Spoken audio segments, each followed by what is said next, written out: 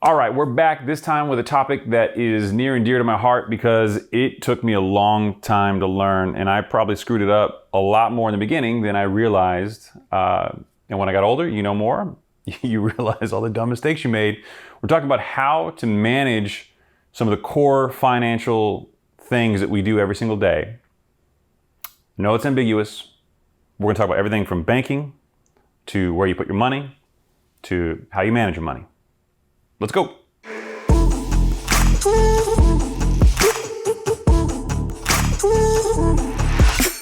Okay, so when it comes to managing your finances, there are a couple core concepts that I think are really important that we are not taught in school. And because of that, we tend to make some poor financial decisions as it comes to the everyday money management of our finances. So the first one I like to talk about is every single one of us should have a checking account and a savings account.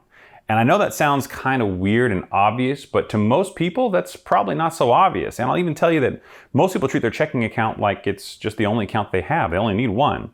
So you need to use your savings account as a way to place your money into a position before you go to something else. And the reason why I say something else is that saving in this economy in particular, but in most economies, isn't going to get the job done. Your savings should have your bare minimum that you need in a worst case event scenario. In my case, I have 6 months of all my expenses. If something bad happens, I've got 6 months saved up there of all my expenses that I'll be able to tap into. Anything above that, that goes into investments. And frankly, when I say the word investments, that could mean almost anything. But what's really, really important is that you think about investments in terms of what the economy is doing. In this particular economy, if you go to a bank, you're probably going to get somewhere around 1% for your money in a savings account. You might do a little better in a CD, or you might do a little better in some online, depository institutions. But keeping a whole lot of cash around and not investing it and giving yourself the opportunity to make more money, it kind of sounds foolish when you think about it in a 1% return capacity. Yet so many people do that. They don't want to risk the only thing that they have. And the younger you are, the more open to risk you should be. I've said it time and time and time again on all of our social channels. And I really sincerely mean that. And it's a lesson that I've had to learn as recently as the last 2 years, where I had a ton of liquidity saved up and I wasn't really jumping in and taking advantage of things like cryptocurrency. Maybe it was afraid it was a fad. Maybe I didn't know what I was getting into, but I could afford to lose that money. I could afford to invest it and take the risk of loss on it. And I didn't do it early enough. Luckily, I got in before the pandemic, before things started going nuts, and my buy-in price on things like Dogecoin, for example, is probably south of 20 cents. So I've got some good room to move, and particularly today, around 36 cents a coin, it's done well. Probably should have sold at 70, but nonetheless, I gave myself the opportunity for that upside potential, which is far greater than the 1% would have returned for me. Or you can go into real estate. If you want to save up for a down payment to buy a property and you've got a property value or size in mind that you can cash flow for, do that. All I'm saying to you, the consumer, is that you need to have a checking account which you use for your primary operating expenses that you pay your bills through, and we're going to talk about paying your bills. And then you need to have a savings account where you push everything else into. Now, I'm not going to give you some hard and fast rule about how much you need to save or how you do it, because all of us live different lives and all of us have different, earning and income potential. So just save what you can for investments. Keyword for investments. The next thing I'll tell you is that your money management really should come down to utilization of credit in a smart way. And I happen to be a chief credit officer at a bank. I happen to know a little bit about credit and how to utilize it. One of the biggest misunderstood things, and I've said it time and time and time again, is that debit cards are a useful tool. I hate debit cards. We're brought up with like this baby blanket, like warm, fuzzy feeling about them because they tap directly into our bank account. But when you think about what a debit card is, it's a card that gives someone direct access to your primary checking account, to the account that you use for all of your spending. Why would you let any potential fraud happen ever where that was the ultimate risk case when you could easily use a credit card or a charge card? I tend to favor charge cards like American Express because you use them and you pay your full balance and due at the end of the month. And for me, it's great because the way I use credit, that's the perfect set of circumstances. Because with a traditional credit card, you'll pay your minimum payment. You could pay the full balance due, but you get charged a high interest rate for anything that you carry. And if it's not due at the end of the month, you tend to get into a habit of, I'll pay a little bit less because I want to hoard my cash for things like investments. So what's really important is that whatever you do, you be disciplined about it.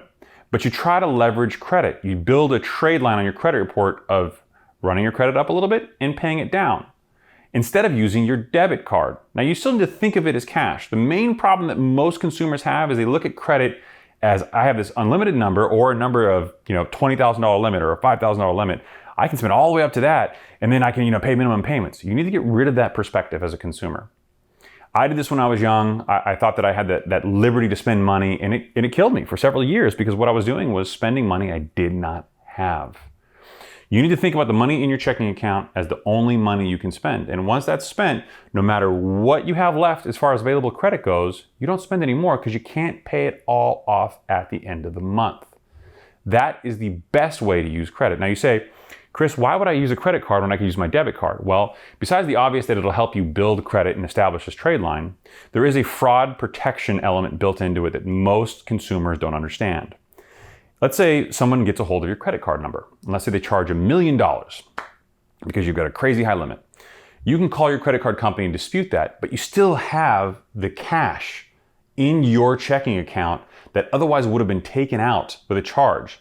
So instead of fighting for money that's already gone, you're fighting for money, and typically that money's placed on hold by your credit vendor until they look into the fraud and make sure that it wasn't you. And if you happen to have a really good credit card company, they'll give you the credit back for that instantly. That's what American Express happens to do. Obviously, I am a fan, but there's plenty of other credit cards that do the same thing. Capital One does that. A lot of credit card companies do that. You dispute it, you get credited back, and then they have to resolve the issue in 60 to 90 days. There are federal laws that protect you as a consumer for using a credit card. And if you're using a charge card, you're actually not paying that much interest for that level of security, because you're paying it off at the end of every single month. So your actual usage of credit is only for a couple of days. The other thing I'll tell most people is that the longer you have a credit card and the more you use it and the more frequently you use it consistently, the better credit limit you have. And over time, this builds a wonderful credit profile for you and ultimately increases your available credit as well, because you've shown this good balance of ability to manage it.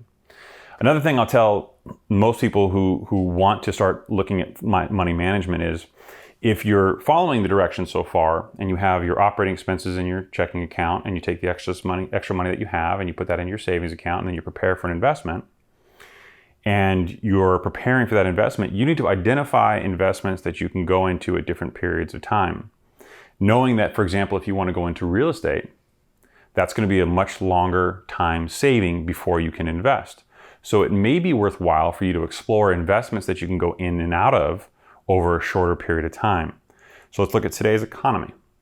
If you want to buy a piece of real estate, but you believe that real estate values may go down, you may want to go into something that tends to have possible appreciation. You can go into the stock market, but realize that short-term capital gains over a 6-month period or shorter could hit you very hard on taxes. So long-term capital gains can come into effect after that period of time. So you may want to have something a little bit longer to carry in stocks.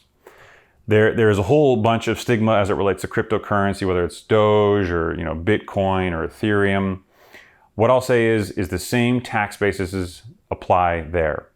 I have always found it more important for me to save for the real estate investment and not invest that money, because I want to go directly into it and not have to worry about the tax liability. Plus, there are tax benefits to buying real estate. So all the costs that you get into it, there's a lot of write-downs that your CPA will help you get over time as you acquire pieces of real estate, which is why I've strategically bought 1 or 2 a year consistently for several years, aside from the pandemic where I only bought 1. Money management strategy as it relates to how you handle your finances, your cash flow, your inflow and your outflow, is one of those small life lessons, in that if you can manage it on your personal balance sheet for you personally, I have money coming in, I am spending money. You can apply that same logic, that same skill set to your business, to layering in debt, like, for example, lines of credit for your business. And the sharper you get at managing your own personal finances, the sharper you will be when you manage your business finances.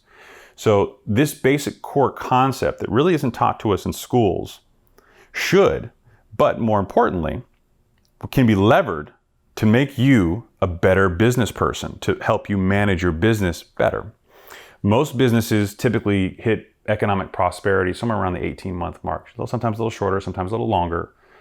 But if you manage your finances well accordingly, you can minimize your tax liability, You can buy the things you need to grow and scale your business, and you can get there a lot quicker because you have an appreciation for the basic core financial concepts that make wealthy people exceedingly wealthy and put them at a lot less risk for the investments that they do ultimately take.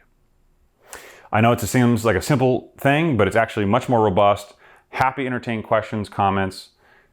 Like, follow, subscribe. I appreciate you following, watching, viewing, taking in the content. We've had a lot of positive feedback, and I appreciate you guys. We'll see you next week.